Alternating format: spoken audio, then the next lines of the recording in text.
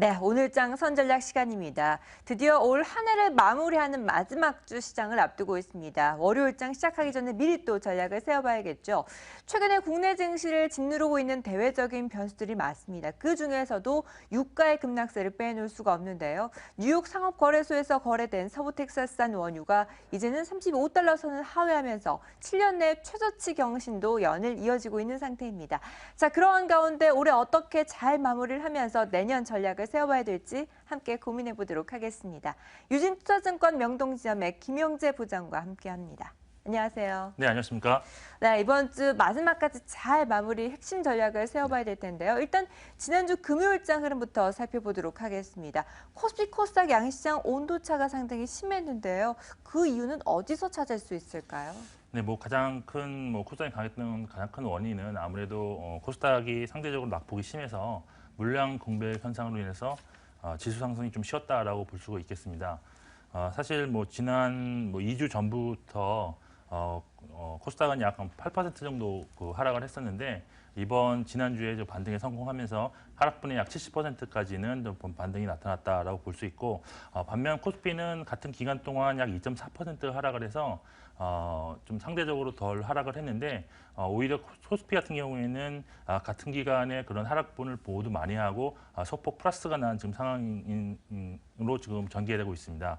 따라서 양 지수를 비교해 볼 때 코스닥이 특별히 좋았다라기보다는 많이 빠졌기 때문에 좀 반등이 좀 더 쉬었다라고 좀 볼 수가 있고요. 코스닥의 또 다른 강세 원인으로 좀 지목될 수가 있는 것이 수급적인 상황이 조금 달라지고 있다라고 볼 수 있는데 금요일 코스피에서는 특별한 수급 변화가 없었지만 코스닥 시장에서는 기관이 매수로 좀 전환을 해서 약 481억 원의 순매수를 기록했던 점이 좀 특징적이었습니다.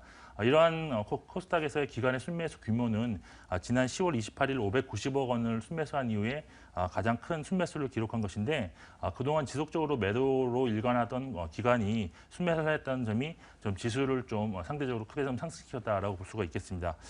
마지막으로 또 다른 이유를 좀 찾아본다고 하면은 FOMC 이후에 내년 1월을 겨냥한 선침해성 매수가 좀 유입되었을 가능성도 있다 보이지는데 경험상 1월에는 위험자산 선호 현상이 나타나는 1월 효과로 인해서 중소형 종목들의 수익이 상대적으로 대형주보다 좀 컸었다라는 점에 기인한다면 이것을 겨냥한 매수세가 좀 나왔을 가능성도 지난 금요일장에는 있다라고 판단을 하고 있습니다.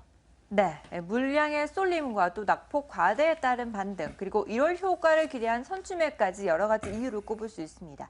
자, 그렇다면 어쨌든 상승 추세를 이어가고 있는 코스닥 시장 쪽으로 우리 투자자들도 좀 더 집중을 해봐야 될까요? 네, 먼저 수급 상황을 좀 면밀히 관찰할 필요는 있습니다. 네. 그렇지만 현재 코스닥이 특별히 강세를 유지할 만한 모멘텀이 크지 않다고 좀 보고 있기 때문에 낙폭을 다 만회하는 시점에서부터는 양시장 모두 탄력이 좀 둔화될 가능성을 염두에 두신 투자 전략이 좀 필요하다고 보고 있습니다. 그 이유는 FOMC에서 기준금리 인상이 지금 나타난 이후에 강한 달러 현상이 지속적으로 아직도 지속되고 있습니다.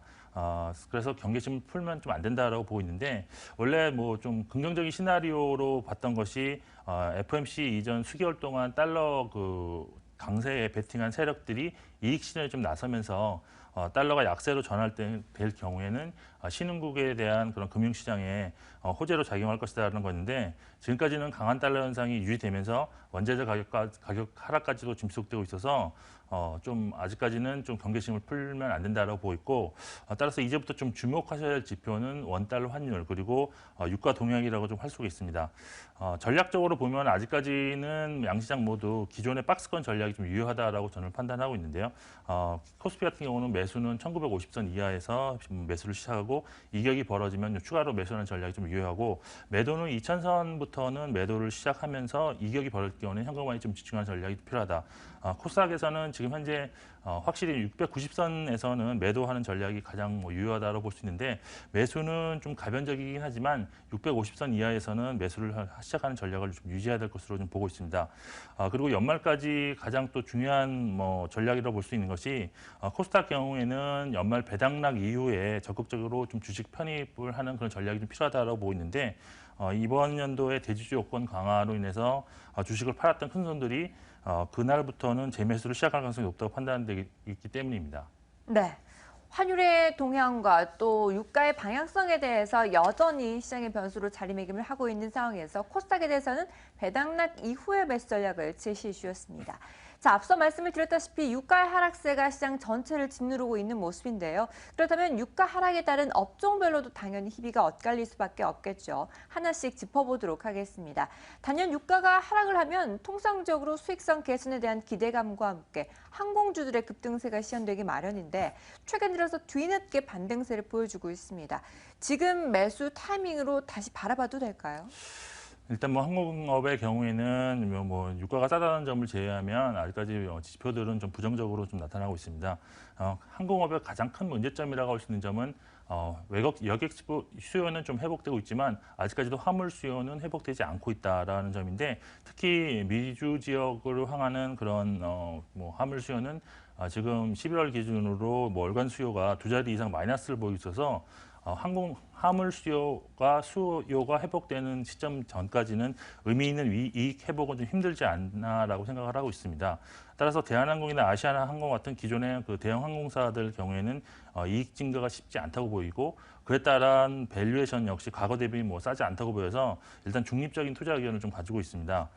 화물 부분에서 좀 자유로울 수 있는 저가 항공사의 경우에는 매년 성장성은 뭐 유지되고 있지만 저가 항공사끼리 치열한 경쟁과 원달러 환율 상승이 여객 수요 증가에 부정적인 역할을 하고 있어서 주가 측면 있어서 좀 부정적이고요. 또한 주가 측면에서 본다면 이익 대비 이미 주가가 높은 수준으로 지금 형성되었기 때문에 시적 대비 높은 밸류에이션 부담이 좀 작용하고 있어서 판단하고 있어서 저가 항공사 역시도 투자 의견은 중립적이다라고 할 수 있습니다. 물론 현재 그 항공업 담당 애널리스트들의 추정치가 지금 현재와 같은 저유가를 단기적 변수로 좀 설정한 경향이 좀 있기 때문에 저유가 수준이 좀 지속적으로 좀 유지될 경우에는 기존 추정치가 상향 조정될 가능성이 충분히 있다.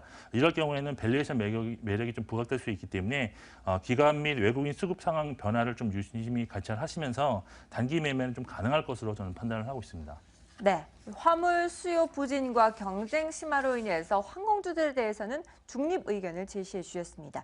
그러면 피해가 예상되는 업종도 확인을 해보도록 하죠. 통상적으로 정유주들 같은 경우에 피해가 예상되고 있는데 오히려 증권사들은 리포트를 통해서 내년에 더 수익성이 개선될 것으로 바라보면서 긍정적인 의견을 내비치고 있는데요. 어떻게 된 건가요? 네, 일단 가장 큰 원인은 저유가가 지속되면서 아무래도 공급받는 그런 원료 가격이 좀 하락하기 때문에 마진이 좀 상승하고 있다는 점이 가장 큰 투자 포커스인 것 같습니다. 그리고 최근에 미국의 그런 원유 수출 재개 움직임이 좀 나타나고 있는데 이번 의회 통과한 그 미국 원유 수출 재개 안건을 미국 오바마 대통령이 거부하지 않는다면 세계 정유 시장에 뭐 큰 판도가 좀 변할 것이다라고 지금 기대하고 있는 부분이 있습니다.